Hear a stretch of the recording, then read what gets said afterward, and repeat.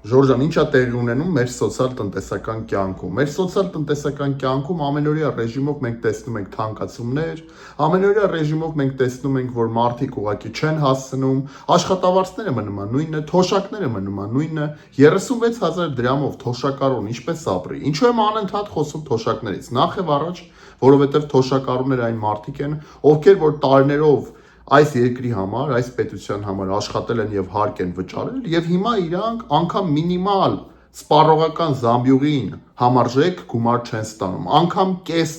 այդ գումարը մինիմալ զամբյուղի սպառողական չեն ստանում 36,000 դրամով թոշակառուն ինչպես ապրի այս գնաճի մեջ, որը որ արդեն ամեն ամսյա ռեժիմով տեղի ունենում այնպիսի գնաճներ, որոնք 10-20 դրամի մասին չի, այլ 50, 100, 150, 200 դրամի մասին է։ Միայն պաշտոնյաներ, որոնք որ ստանում են բարձր պարգևավճարներ, բարձր աշխատավարձներ, գնացեք եւ փորձեք 36,000 դրամով ամսական կտրվածքով ապրել, վճարել կոմունալներ,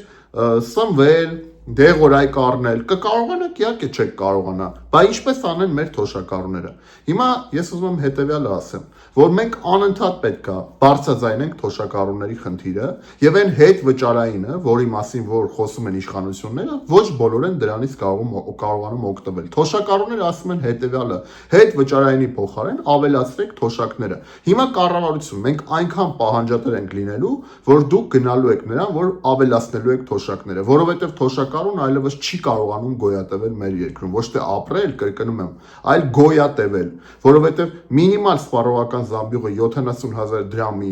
դրամին մոտ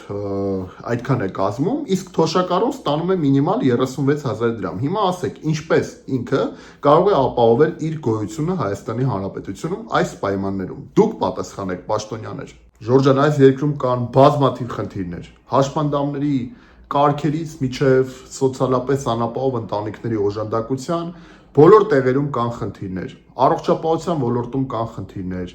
չգիտեմ, սոցիալական բոլոր խավերի մոտ կան խնդիրներ։ Խնդիրները բազմաթիվ են եւ դրա մասին անընդհատ խոսում ենք, բայց ո՞րն է լուծումը, հա։ Հիմա ասեմ ամենակարևորը։ Մեզ փորձում են անընդհատ ասել, հա, եւ հասկացնել, որ մենք որևէ բանի վրա ունակ չենք ազդելու։ Բոլոր կողմերից գալիս է, հա, այդ հիմնական գաղափարը, միտքը, որ ինչ դե պետք է անի քաղաքացին։ Ով է քաղաքացուն լսելու։ Իհարկե, եթե մենք բոլորս առանձին քթի տակ, Ժորժան, բողոքենք, ամեն մեկը առանձին բողոքի, որևէ բան չի փոխվի։ Բայց եթե մենք բոլորս միասին, միասնական, պահանջատեր կերպով չհամակերպվենք անարդարության հետ, բոլորս մի բռունցք դառնանք եւ միասին դառնանք պահանջատեր քաղաքացի եւ պահանջատեր հասարակություն, ապա տարբերակ չկա։ Մենք շատ ենք ու մենք ճիշտ ենք, ու մենք ստիպելու ենք պատկան մարմիններին բարձրացնել թոշակը, բարձրացնել աշխատավարձները, լուծել առողջապահության ոլորտում խնդիրները, լուծել նպաստների հարցը, չկտրել նպաստառուներին, բոլոր արժանի նպաստառուներին, ովքեր որ արժանի են եւ կարիք ունեն նպաստի, ստանալու նպաստը, ավելացնելու նպաստները։ Այսինքն իշխանությունն է հաշվետու մեզ, ոչ թե մենք ծառայենք իշխանության։ Եվ յուրաքանչյուր իշխանություն պարտավոր է լինի հաշվետու եւ ծառայի ժողովրդին։ Սա հստակ է, սա սահմանադրության մեջ ամրագրված է եւ մենք նորից եմ ասում, միասին կարող ենք բերել շատ փոփոխություններ։ Ես ձեզ վստահեցնում եմ։ Հիմա բոլոր տարբեր սոցիոլոգիական տվյալներով 60%-ից